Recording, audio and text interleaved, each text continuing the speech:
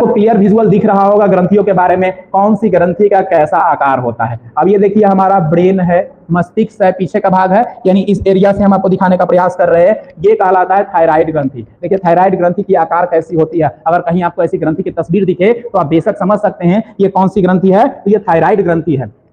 इसके बाद इसके नीचे आते हैं तो ये एरिया कहलाता है थाइमस ग्रंथि। थाइमस ग्रंथि की आकार आप देख सकते हैं। थाइमस ग्रंथि कहाँ पाया जाता है, थाइमस ग्रंथि यहाँ पे होता है। थाइमस ग्रंथि के बारे में हम लोग जानेंगे।